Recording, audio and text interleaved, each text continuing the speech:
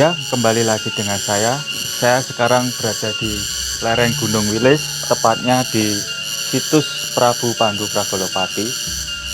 Di sini saya bersama Mas Aang ya, Iya, Mas Aang. selaku pelaku budaya Pelaku atau budaya sejarawan. Gini Mas, saya ini mau tanya terkait Gunung Wilis nih Mas. Bagaimana mitos dari Gunung Wilis ini kok bisa dikatakan sebagai gunung suci pada masyarakat Jawa kuno?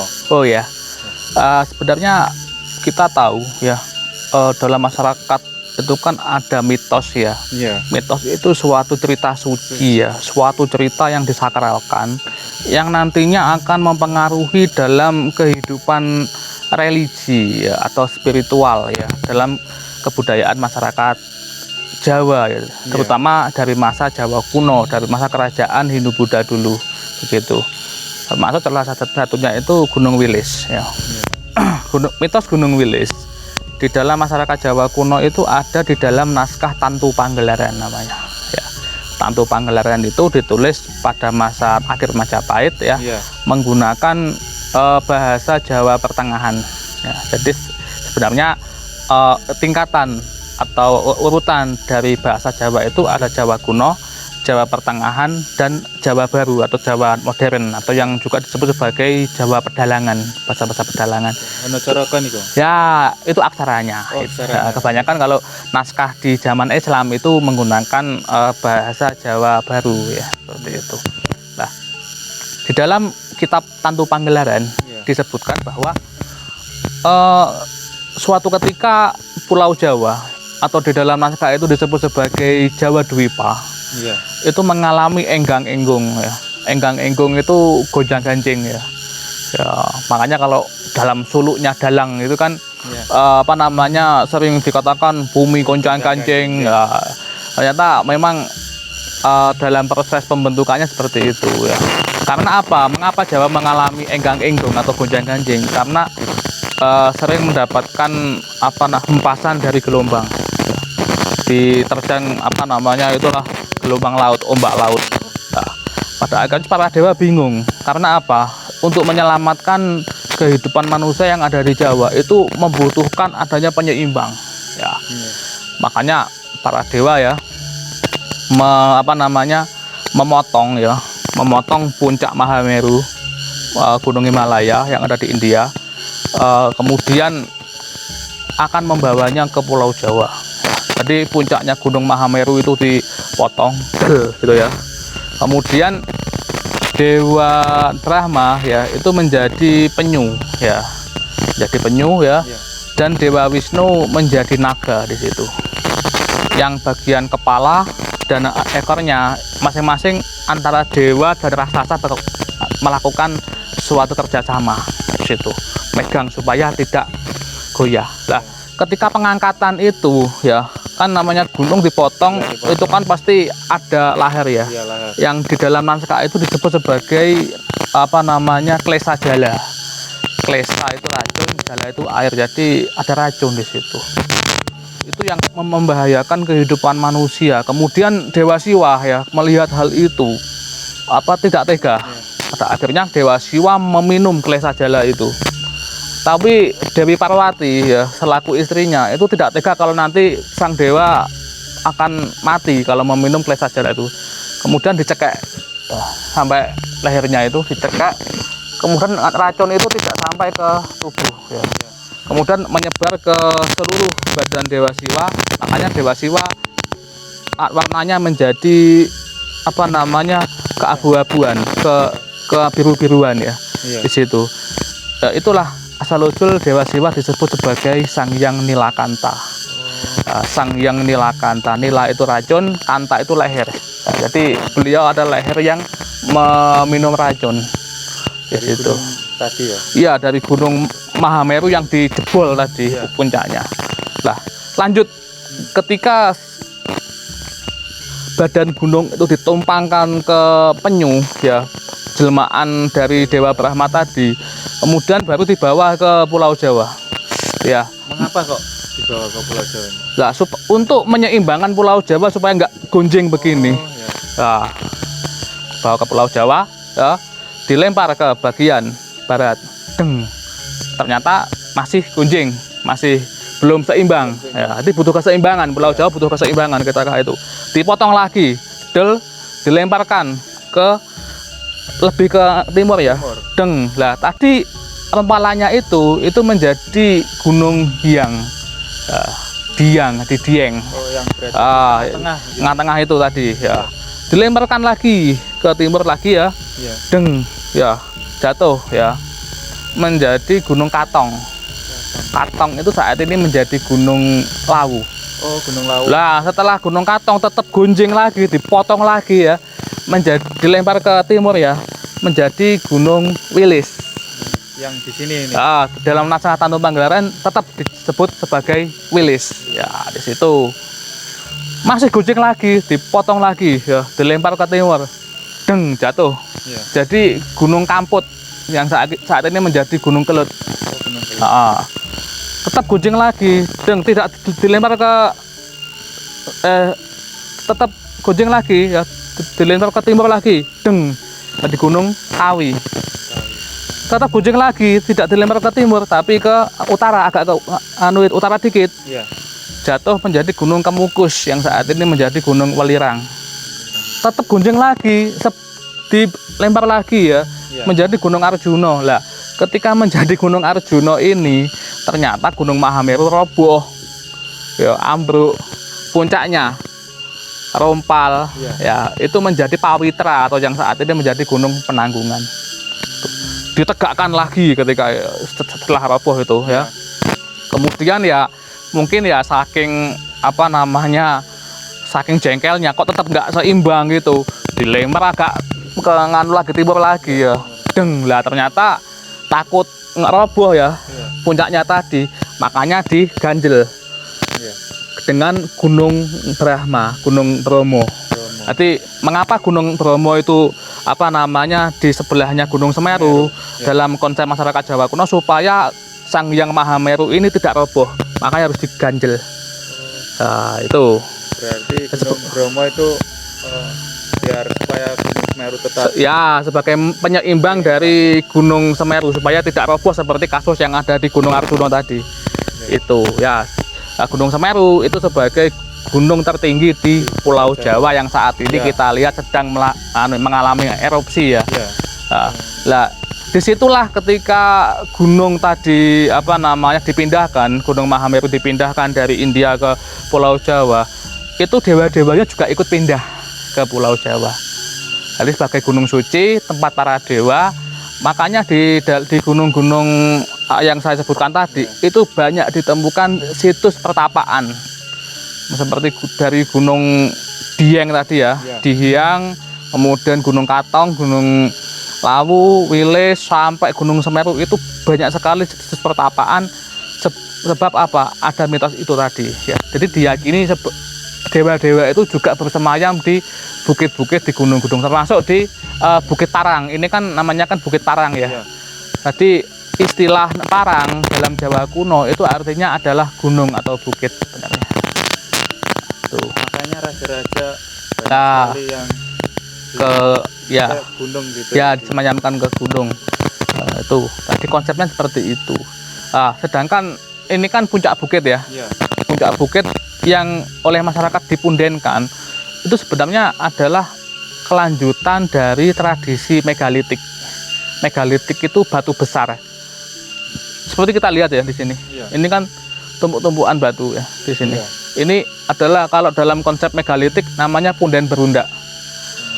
Punden berundak itu ada kalau di dalam megalitik kan zaman batu atau zaman Neolitik ya, di mana fenomena religi megalitik itu muncul itu kan sebelum Hindu-Buddha ya.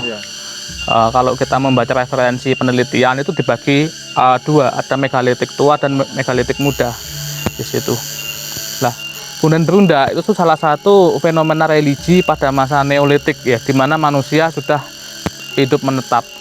Lah, tapi punden berundak itu ternyata tidak mengalami perubahan ya ketika di Jawa itu sudah dimasuki agama dan kebudayaan Hindu-Buddha, itu tetap bertahan. Dan ini sampai masa Islam, bahkan sampai masa kini ya, fungsinya juga tetap sama sebagai tempat istilahnya itu pemujaan apa nenek moyang ya, untuk mendoakan nenek moyang, disucikan Ya. seperti itu. Berarti Kontinuitas Ya, budayanya masih terlihat dengan jelas, berkelanjutan di situ. Kalau tokoh Mbah Pandu Pragolopati ini kan jelas sebagai tokoh Islam, tokoh zaman Islam ya, itu legenda atau mitos tentang beliau itu sangat kuat di daerah Temanggung. Awal kerajaannya gimana di posisinya? Ya di Jawa Tengah. Jawa Tengah. Ya. Itu kontinuitas budaya tetap berlanjut di situ. Jadi di sini ada di mana halaman ya, yang paling atas itu yang paling sakral, yang paling suci. Yang di sekitarnya ini. Keluarganya ya. Ya, itu diyakini sebagai pengikutnya atau keluarganya. Di situ. Tapi uniknya Gunung Wilis itu tidak termasuk gunung berapi karena Gunung Wilis itu sudah mengalami suatu Letusan. mega vulkanis namanya ya. Itu sempat ditulis dalam bukunya Van Bemmelen ya, tentang geologi. Itu pernah meletus dahsyat. Setelah itu tidak meletus lagi. Tapi kawahnya masih Gunung Wilis itu ya. Diperkirakan itu ada di daerah Argombak ya, daerah kalau lewat sini agak jauh, lewatnya Nganjuk sana. Iya. Nganjuk sana di daerah Ngeliman, Sudo itu kalau ke atas dikit itu ada Argombak, jadi suatu gunung ya, yang memiliki cekungan seperti bak begini, Argombak ya. Itu yang diyakini kemungkinan kawahnya Gunung Wilis di situ ya. Nah, bukti dari adanya aktivitas Gunung Wilis ya, pernah meletus dahsyat itu daerah batuan-batuan vulkanik ya, batuan vulkanik itu banyak ditemukan di sini. Di sini tidak hanya batuan-batuan dari jenis andesit atau batu kali, tapi juga ada berksi vulkanik, itu yang paling banyak ditemukan di sini. Ya, termasuk kalau kita ke daerah Klebu ya, di sebelahnya ini, itu kita akan menjumpai adanya banyak sekali batu-batu dan bukit-bukit jenis batuan berksi vulkanik di situ. Itu Mas, kalau secara geologis ya Gunung Wilis seperti itu lah. Mengenai nama ya, nama dari Gunung Wilis sendiri kita harus tahu juga. Kalau gunung-gunung yang lain, Pawitra ya misalkan, atau sekarang jadi Penanggungan, itu kan artinya kan yang maha suci. Pawitra itu maha suci ya. Kalau Wilis sendiri berdasarkan Kamus Jawa Kuno, itu artinya adalah hijau tua. Berarti artinya Gunung Wilis hijau tua lah. Di sini masih belum ada penelitian atau sumber data arkeologi maupun sejarah yang menguatkan pendapat ada dua kemungkinan Gunung Wilis disebut sebagai hijau tua. Yang pertama ya, ketika saya melihat ya gunung ini dari desa kita, dari desa Gambio ya, kita melihat ke barat itu memiliki warna ya kehijau-hijau tua gitu loh. Tapi warna itu kan juga saya jumpai di gunung-gunung yang lain. Sama. Sama. Pada umumnya kalau gunung dilihat dari jauh ya memang hijau tua di situ. Yang kedua ya, tapi ini masih berupa dugaan ya, berupa apa namanya, suatu pendapat awal lah. Suatu pendapat awal. Nanti bisa dibantah atau dikuatkan antara itu kalau dalam dunia ilmiah seperti itu. Hijau tua ini berhubungan dengan istilah lain dari Hyang Nilakanta tadi, yang Dewa Siwa ketika menelan racun tadi ya, di situ lah. Apakah demikian? Ya, itu masih membutuhkan dukungan data analisis di situ. Tapi bagaimanapun juga Gunung Wilis di sini, mitos-mitos yang berkembang itu banyak sekali yang berkaitan dengan tokoh-tokoh yang bertapa ya.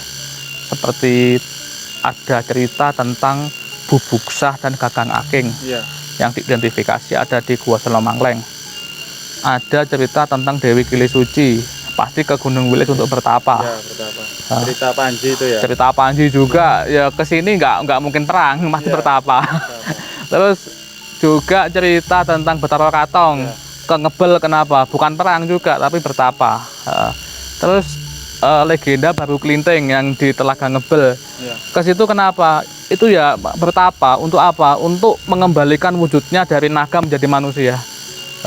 Bapaknya Baru Klinting sendiri kan Begawan Wida, itu juga seorang pertapa ya di situ. Jadi banyak sekali mitos yang menunjukkan bahwa Gunung Wilis sebagai tempat pertapaan gitu loh. Jadi jelas memang pada sejak masa Jawa kuno Gunung Wilis itu sebagai tempat untuk melakukan wanasrama ya. Wanasrama itu tingkatan hidup yang ketiga ya, Ya. di mana manusia harus ke hutan. Ini tempat hidupnya kalangan pertapa atau resi itu Berarti bisa dikatakan Gunung Wilis ini mempunyai kesakralan yang tinggi. tinggi ya. Iya, begitu. Dan di sini kalau misalkan digunakan sebagai tempat ya Iya. untuk awas becek, untuk melakukan suatu pertapaan yang manuid permanen, di sana itu ada suatu sumber mata air di sana. Bermata air ya. Ya, jadi begini, pertapaan di dalam Jawa kuno itu dibagi menjadi dua. Ya, itu berdasarkan pendapatnya Pak apa namanya? Supomo kalau nggak salah. Iya. Agak lupa saya. Yang pernah mengidentifikasi tentang Kakawin Arjuna Wijaya. Itu pertapaan ada dua ya. Yang pertama itu adalah Pratista Saba. Jadi kalau Pratista Saba itu jauh dari sungai, jauh dari sumber gitu. Sebab apa? Fungsinya cuman didatangi, kemudian setelah tujuan dari manusianya itu sudah tercapai, kemudian pulang. Itu tidak digunakan sebagai tempat tinggal yang secara permanen. Yang kedua mandala. Kalau mandala itu harus ada sumber mata air yang menunjang karena digunakan untuk pondok ya, kehidupan yang nggak permanen. Nah ternyata di tempat ini itu kemungkinan lebih nggak permanen. Karena ada sumber mata air di sana, agak jauh ya. Tuh. Tapi kebanyakan kalau raja-raja bertapa itu pasti di sekelilingnya ada sumber Iya. air itu. Kenapa ya? Sebab yang ditemui itu adalah seorang begawan. Seorang Iya, begawan. minta nasihat ya. Jadi kalau misalkan ketika kita ya Iya. kemarin di Desa Gambyok itu, Iya. Panji menuju ke Gunung Danuraja itu, dia menimba ilmu kepada seorang begawan. Ya. Oh, jelas ya, untuk supaya menghilangkan stresnya karena ditinggalkan Dewi Martalangu itu. Iya. Kalau dalam cerita Panji seperti itu. Dulu raja juga gitu ya, ketika mengalami stres ya, mungkin karena entah kehilangan kekasihnya, entah kerajaannya ada masalah. Itu kalau menginginkan suatu solusi, itu pasti akan pergi kepada seorang begawan, kepada pendeta. Kalau sekarang kan masyarakat ya, Iya. ketika ada masalah pasti pergi ke dukun ya, Dukun, ya. ke sesepuh untuk meminta nasihat ya, seperti itu. Jadi sama, dulu juga seperti itu. Jadi kalau sekarang dukun, kalau dulu ke begawan. Begawan ya, itu kadang kepada kiai juga ada. Iya. Nah, sini. Lah, di sini sebenarnya selain Punan Berunda itu ada dolmen. Dolmen itu meja batu ya, seperti ini. Nah, meja batu itu digunakan untuk meja sesaji. Ya, jadi ada unsurnya, nggak hanya Punan Berunda saja, tapi ada dolmen namanya. Seperti ini. Ini masih luas ya di sini. Nah, jadi di sini memang kalau kita lihat temuan-temuan arkeologis, maksudnya gini, temuan arkeologis itu ya semacam seperti ini ya. Jadi Iya. temuan arkeologis yang saat ini ada di tangan para arkeolog itu adalah sisa sampah sebenarnya.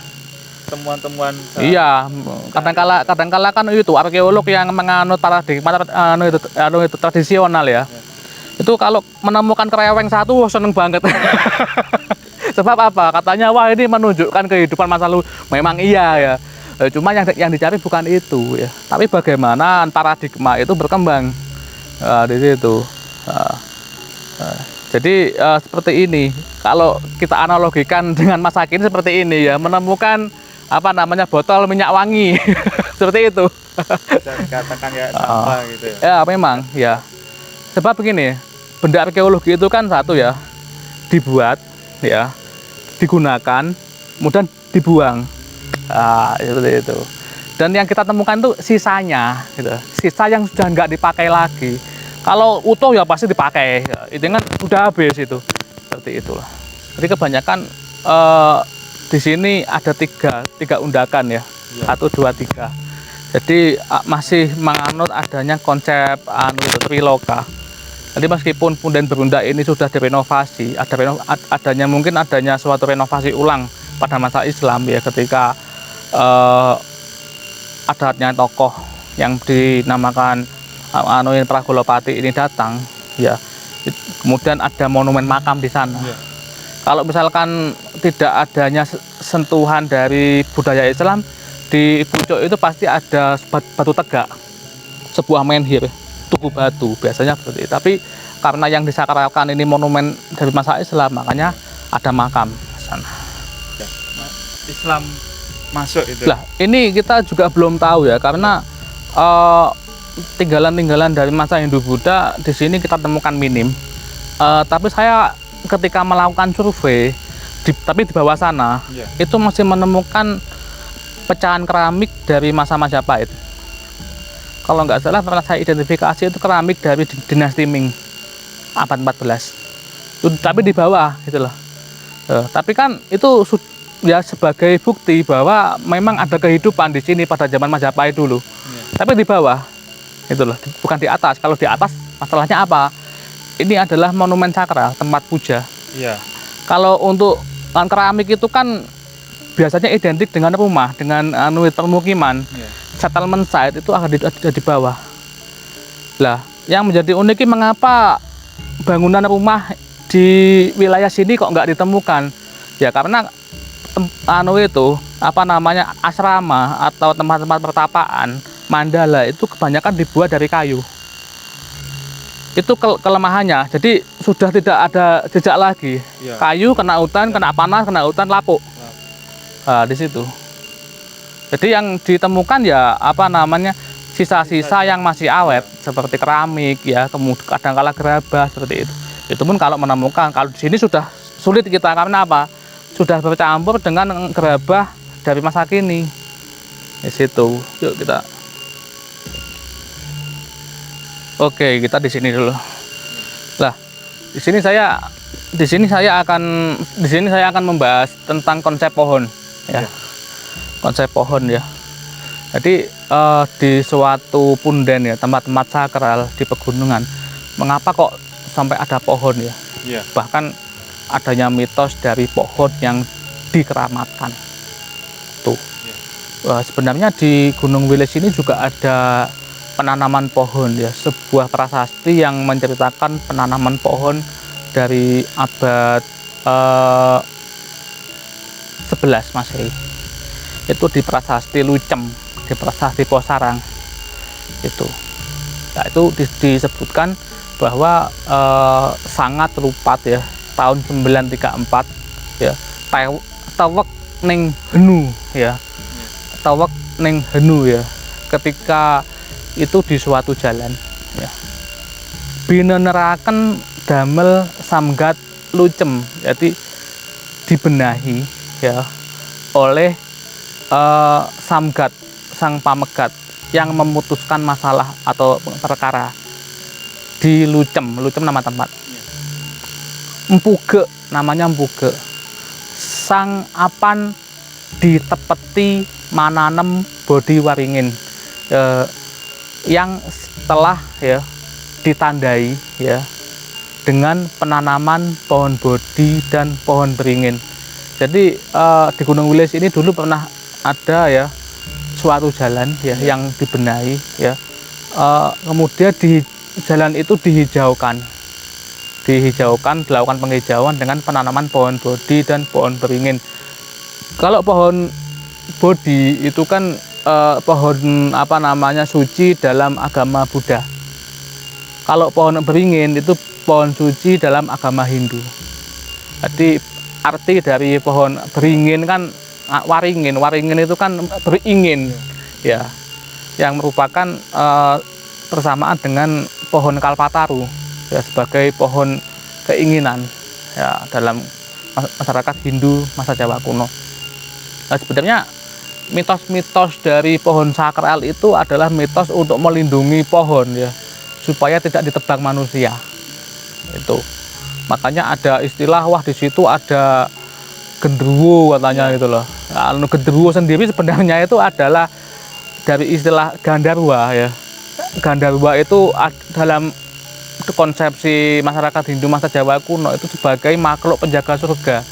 Tapi nggak tahu kok di Jawa pada masa Islam itu terjadi apa namanya pergeseran makna, ya, menjadi sesosok makhluk yang menyeramkan begitu. Padahal dulu itu makhluk Penjaga surga di dalam masyarakat Jawa kuno di situ Gandarwa namanya. Menjadi genderuwo kok menjadi sosok yang menyeramkan, ya, dan pasti itu sudah jauh dari masyarakat pendukungnya pada masa Jawa kuno, ya. Jadi pada masa Islam itu dedemit-dedemit itu muncul lagi. Jadi istilahnya apa, ya, sudah beda dengan dedemit dari masa Hindu Buddha, ya. Itu dalam kajian antropologi, ya, berkaitan dengan setan dan kebudayaan itu pasti akan dibahas di situ. Jadi di mana ada mitos setan, di situ pasti ada masyarakat yang di hutan Gunung Wilis yang jauh dari permukiman manusia, pasti di situ tidak ada cerita. Itu dalam perspektif antropologi budaya, ya. Gitu. Nah, di Bali, makanya kalau kita lihat, ya, di Bali itu ada pohon, ya, yang apa namanya dikasih kain, ya. Itu artinya apa, ya? Itu adalah upaya untuk mensucikan pohon, mensakralkan, ya. Seolah-olah pohon ini sudah ikut dalam mengayomi tempat suci itu, ya. Dan pohon itu juga disadari sebagai sumber oksigen di situ. Jadi masyarakat Bali kan ada yang masih sampai saat ini, ya, kan ada yang masih menggunakan itu istilah apa, ya, menerapkan konsep Trihita Karana, ya, hubungan manusia dengan manusia, hubungan manusia dengan alam, dan manusia dengan Tuhan di situ.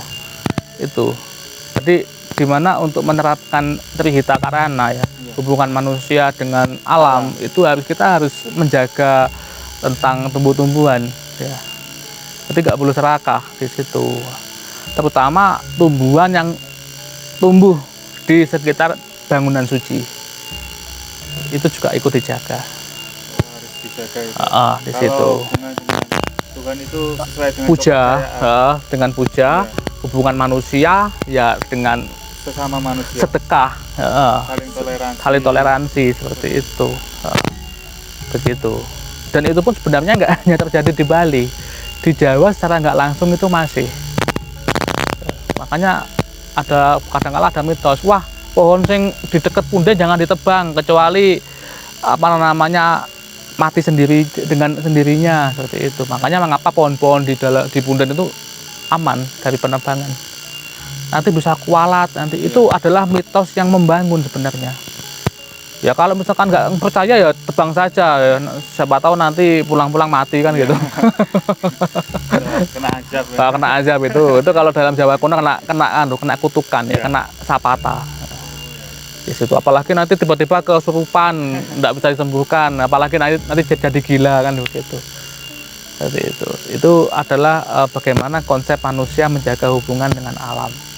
Itu pun ya wajib untuk kita terapkan hingga masa kini, ya. Makanya dalam nilai-nilai pendidikan karakter kan ada dalam konsep nilai pendidikan budaya dan karakter bangsa itu kan ada nilai cinta lingkungan, ya. Nah, di situ selain cinta sama manusia tapi juga ada cinta lingkungan, ya, di situ.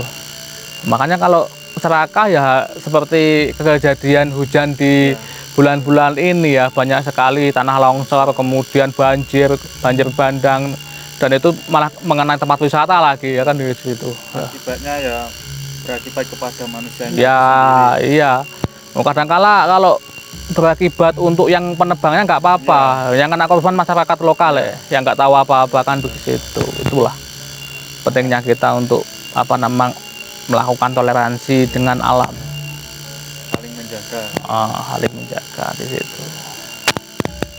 Jadi jelas ya, di sini bukan batu alam ya, tapi lebih ke artifisial. Jadi batu yang ditata oleh manusia, dan itulah yang disebut sebagai tinggalan budaya di situ. Bedanya apa dengan yang tidak ditata manusia? Kalau ditata manusia, kalau yang alami tidak ditata manusia, itu tidak difungsikan oleh manusia, masih menjadi bukti dari peristiwa alam.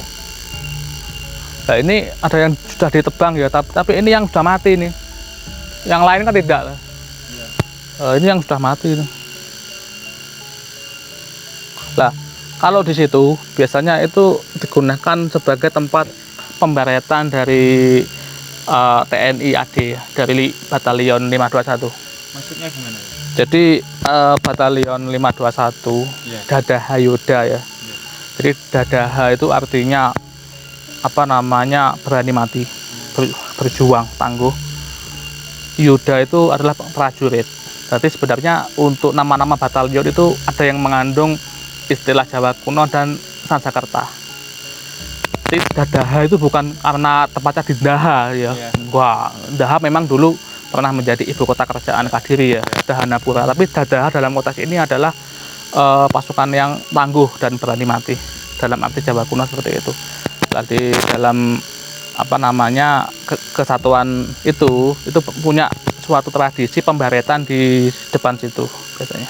Makanya di situ ada batu prasastinya, yang kecil itu di sana itu ada.